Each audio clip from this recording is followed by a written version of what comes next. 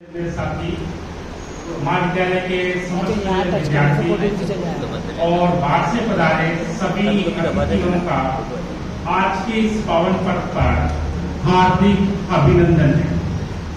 आप सभी को 75वें जो आजादी का अमृत महोत्सव बनाया जा रहा है उसकी ढेर सारी शुभकामनाएं। नम्र है उन वीरों को जिन्होंने इस देश को बचाया, गुलामी की मजबूत बेड़ियों को अपने बलिदान के रक्त से निभाया और भारत माँ को आजाद करवाया। यही वह दिन है जब 200 साल की गुलामी के बाद भारत देश आजाद हुआ। यह आजादी हमें आसानी से नहीं मिली, कई स्वतंत्रता सेनानियों के बलिदान से यह आजादी, यह दिन हमें प्राप्त हुआ। आप झुककर सलाम करें उन्हें जिनकी जिंदगी में यह मुकाम आया है। किस कदर खुश नसीब है वो लोग जिनके लहू भारत के काम आया है।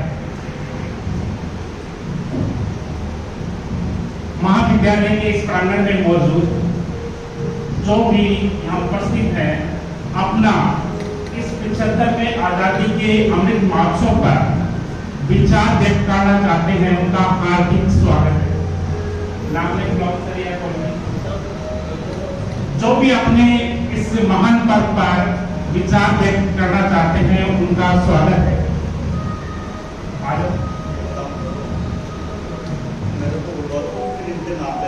आपको से बात नहीं करवाएंगे, आप ही सब क्या दीदी और नाम ले लो तो कम साफ होगा। नाम तो सर मैं चेक लेगा इसका काम चलो तो आना जा रहा है कोई ऐसा जो आना चाहिए हमके तो सब तो सब बोलना जितना है आपके पास विचार सब तैयारी है जो भी विचार है जो भी आपके पास। आजादी के 75वां अमृत महोत्सव की सभी को हार्दिक शुभकामनाएं और बहुत बहुत बधाई।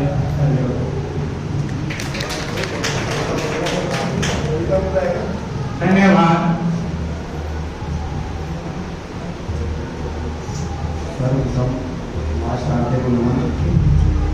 आज आजादी का 75 वर्ष इस महाविद्यालय के अंदर मनाया जा रहा है। आप सभी का हार्दिक स्वागत, अभिनंदन। मंच पर विराजित महाविद्यालय के प्राचार्य महोदय, महाविद्यालय के स्टाफगण, सभी छात्र एंड वरिष्ठ, आज 75वां वर्ष पूरा देश बड़ी धूमधाम के साथ मना रहा है।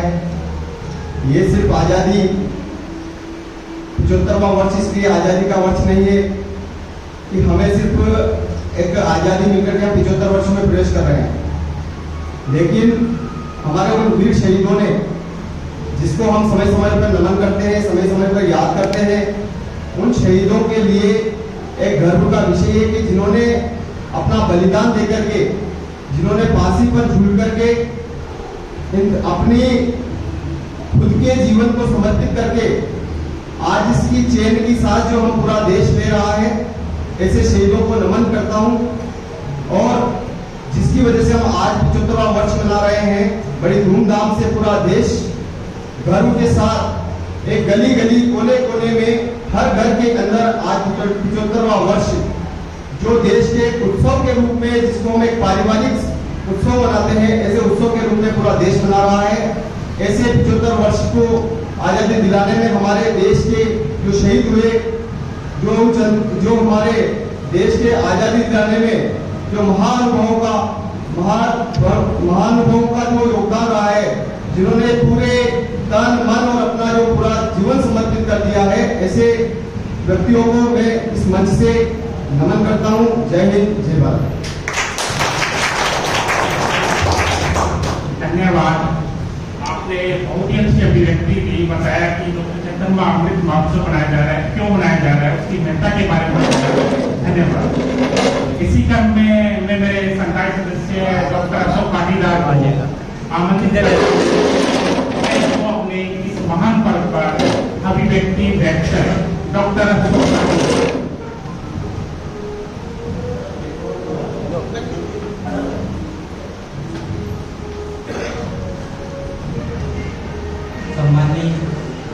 फिर भी ये आगे उनके मेरे महाविद्यालय के साथी और प्यारे विद्यार्थियों, आज हम आज़ादी के 75 वर्ष पूर्ण कर चुके हैं और 76वां स्वतंत्रता दिवस मनाने के लिए हम सभी एकत्रित हुए हैं। सबसे पहले आप सभी को 74वें स्वतंत्रता दिवस की बहुत बहुत शुभकामनाएं और बधाई। आज़ादी जो 75 वर्ष पूर्ण होने पर जो अमृत महोत्सव के रूप में मनाया जा रहा है, ये इसलिए मनाया जा रहा है कि हम समझे कि क्या हम वास्तव में आज़ाद हुए हैं। आज़ाद हम हो गए हैं अंग्रेजों की गुलामी से, लेकिन क्या जातिवाद से, अशिक्षा से, भ्रष्टाचार से या दूसरी कोई भी सामाजिक कुरीतियां जो है उनसे हम आज़ाद हो चुके हैं। हमें ये सोचना चाहिए और इन पर विचार करना चाहिए कि क्या हम वास्तव में आज़ाद हैं। आज़ादी का अर्थ सही मायने में वही है जब हम इन सारी सामाजिक कुरीतियों से आज़ाद हो जाएं, ये देश शिक्षा के सर्वोच्च स्तर पर पहुंच जाए। जैसे ये पहले जगत गुरु हुआ करता था, हम उसी तरह का इस देश का भविष्य देखते हैं। तो ये सारी चीजें जब अपन पालेंगे तो हम कहेंगे कि हम सही मायने में आज़ाद। अमृत महोत्सव मनाने का उद्देश्य जो है भाई गोवर्धन ने भी बताया कि जिन लोगों ने इस आज़ादी को पाने में सहयोग किया है, जिन्होंने बलिदान किया है, जिन्होंने अपना सर्वोच्च न्योछावर किया है, उन लोगों के महत्व को याद करना। ये आज़ादी हमें इतनी आसानी से नहीं मिली है। कितने प्राण इसमें न्योछावर हुए हैं, कितनी माएँ इसमें अपने बेटों को खो चुकी है, कितनी महिलाएं इसमें विधवा हुई हैं।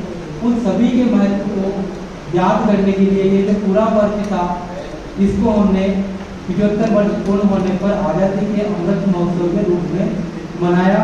एक बार फिर सभी को 76वें स्वतंत्रता दिवस की बहुत बहुत शुभकामनाएं, बहुत बहुत बधाई। धन्यवाद पाटीदार जी। आपने बताया कि आज़ादी तो हमें 15 अगस्त 1947 को मिल चुकी थी, लेकिन अभी भी हम भ्रष्टाचार, अशिक्षा, छुआछूत, जातिवाद के रूप में अभी भी गुलाम हैं। सही मायने में आज़ादी तभी मिलेगी जब हम भ्रष्टाचार को दूर करेंगे, शिक्षा को अपनाएंगे, तभी ये सही मायने में आज़ादी होगी। एक दूसरे का सम्मान करेंगे। हर घर तिरंगा, आज हर घर पर तिरंगा फहरा रहा है। ये जो तिरंगा आज अपने समक्ष दिखाई दे रहा है, उसने एक लंबी यात्रा तय की। जो सबसे पहले तिरंगा फहराया गया वो 1906 में फहराया गया। उसके बाद इसमें समय समय में अनेक परिवर्तन हुए। इसने एक लंबी यात्रा तय की। उसी लंबी यात्रा से संबंधित मैं कुछ तथ्य बीच बीच में आपको सुनाता रहूंगा, जिससे कार्यक्रम आगे बढ़ता है। भारत का जो पहला गैर अधिकारिक राष्ट्रीय ध्वज 7 अगस्त 1906 में पारसी बागान जो ग्रीन पार्क कलकत्ता, जिसे कोलकाता कहते हैं, में फहराया गया था। इस झंडे में, जो कि वर्तमान में केसरिया, सफेद और हरा रंग दिखाई देता है, इस समय जो 1906 में झंडा फहराया गया, उसमें लाल, पीला और हरे रंग की 36 पट्टियां से बनाया गया था। सबसे ऊपर हरा रंग था, जिसमें कमल के फूल थे। बीच में पीले रंग, जिस पर वंदे मातरम लिखा था। सबसे नीचे लाल रंग, जिस पर एक चांद और एक सूरज का चित्र बना हुआ था। इसके बाद मैडम भिकाजी कामा और उनके सहयोगी क्रांतिकारियों ने अगस्त 1960 में जर्मनी के शहर स्टुटगार्ट में दूसरी कांग्रेस के अधिवेशन पर राष्ट्रीय ध्वज फहराया। यह विदेशी भूमि पर फहराया जाने वाला पहला ध्वज था। मैं चाहूंगा कि तालियों की गड़गड़ाहट से इसका स्वागत किया जाए। जिसको विदेशी भूमि पर फहराया गया था। इस ध्वज को भारत की स्वतंत्रता का ध्वज नाम दिया गया। इसमें सबसे ऊपर की पट्टी पर कमल, 7 तारे जो सप्तऋषि को दर्शाते थे, अंकित किए गए थे। कार्यक्रम को आगे बढ़ाते हुए नेमचंद मीना, जो असिस्टेंट प्रोफेसर है कॉमर्स में, इस 75वें पावन पर्व पर मैं उनको विचार व्यक्त करने के लिए सादर आमंत्रित करता हूँ। नेमचंद मीना।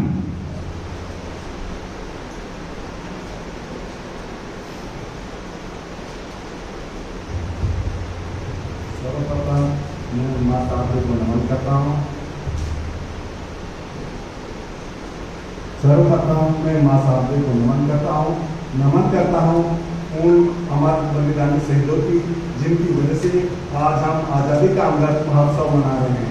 अगर वो अमर बलिदान शहीद जो हुए हैं वो भी हमारी तरह सोचते, जो संकीर्णता आज समाज में जो हमें देखने को मिलती है, अगर वो भी इतने संकीर्ण होते क्या हम आज़ाद हो पाते? हमारे पाटीदार जिले का जातिवाद, अशिक्षा, रूढ़िवादी परंपराएं, बहुत सारी चीजें ऐसी है जिनसे आपको छोड़ने या त्यागने की मैं यहाँ पर उम्मीद करूंगा। क्योंकि अभी कल परसों ये कांड हुआ था, वो दिल दहलाने वाला कांड है। कांड क्या था? जालौर जिले के पुराना गांव में एक 9 साल के बच्चे को इसलिए मार दिया गया क्योंकि उसने मट्टी को हाथ लगा दिया। पानी तो मांगा था उसने, अमृत मांगा क्या? क्यों यह घटना? जब तक आप कितने आजादी के अमृत महोत्सव मना लो, जब तक ये घटना घटित होगी, देश कभी भी सुकून न तो बनेगा और नहीं बन सकता है। पीछे तरह के 150 मना लो। जो भी यहाँ पर बच्चे बैठे हैं, मैं इनसे एक ही उम्मीद करूंगा कि वो जाति पाति इसको पत्ता को त्यागे, अपनी वैज्ञानिक सोच को आगे लाए और देश को विश्व गुरु और अग्रणी बनाने में अपना योगदान रखे। और आजादी का अमृत महोत्सव आज जिस धूमधाम जोश से आप मना रहे हो, ये जोश 10 दिन बाद दिखेगा आपने? मुझे नहीं लगता। क्या एक दिन मनाने से ही हो गया काम? क्या आगे पीछे तो आजादी का अमृत महोत्सव मना लिया, 100वां मना लिया, एक दिन से थोड़े होता है। आप अपने अंदर, अपने विचारों में, अपने अंदर जोश उत्पन्न करें, ऐसे ही भावनाएं विकसित करें कि देश विकसित हो, विश्व गुरु बने।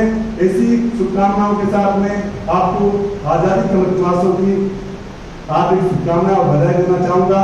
जय हिंद, जय भारत। धन्यवाद। आपने बताया कि जब तक हम संकीर्ण मनोवृत्ति को त्यागेंगे नहीं, तब तक सही मायने में हमें आजादी नहीं मिलेगी। इस संकीर्ण मनोवृत्ति को त्याग कर ही हम सही मायने में 75वां अमृत महोत्सव बना सकते हैं। अब तो इस प्रांगण में मौजूद हैं जो भी विद्यार्थी अतिथिगण अपना विचार व्यक्त करना चाहते हैं, उनका सादर अभिनंदन है, स्वागत है।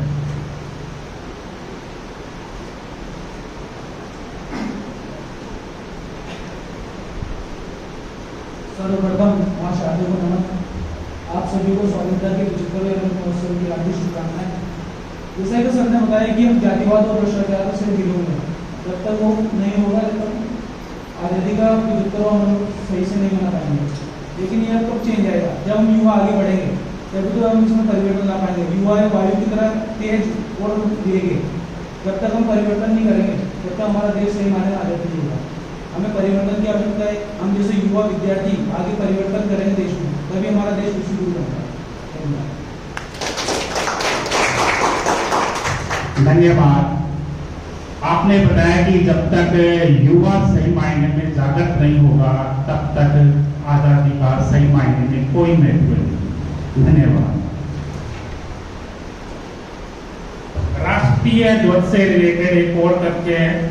भारत का जो तीसरा झंडा 1917 में आया था, इसे doctor Annie Besant Lokmanya Tilak ने सब शासन की स्थापना के लिए चलाए गए आंदोलन में फहराया था। इस झंडे में 5 लाल और 4 हरी 36 पट्टियां थी। एक और सप्तऋषि के 7 तारे थे, वहीं बाईं ओर किनारे पर यूनियन जैक का निशान था। साथ ही एक कोने में एक सफेद अर्धचंद्र और एक सितारा भी था। इसी कार्यक्रम को आगे बढ़ाते हुए मैं महाविद्यालय के सुरेश बाबू जी को आमंत्रित करता हूं कि अपने इस पावन पर्व पर विचार व्यक्त करें।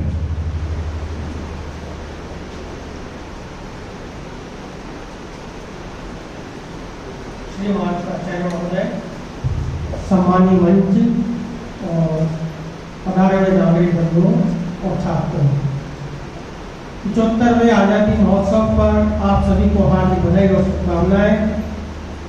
हम सभी विचार करें कि हम वास्तव में आजाद हुए हैं या नहीं, क्योंकि हम अपनी संस्कृति, भारतीय संस्कृति को तो छोड़ते जा रहे हैं एवं पाश्चात्य संस्कृति को अपना रहे हैं। इसी पाश्चात्य संस्कृति की वजह से हमारी बहनें, स्त्रियां, नारियां, छोटी छोटी बहनों से बलात्कार होता है, क्योंकि हम जिस संस्कृति को अपना रहे हैं उस संस्कृति में हमारी मानसिकता बिल्कुल आजाद नहीं हुई है। हमें मानसिक रूप से आजाद होना होगा और अपनी भारतीय संस्कृति को पुनः अपनाना होगा, तभी भारत विश्व गुरु बनेगा। अन्यथा केवल हम कागजी स्तर पर इस चीज को मनाते रहेंगे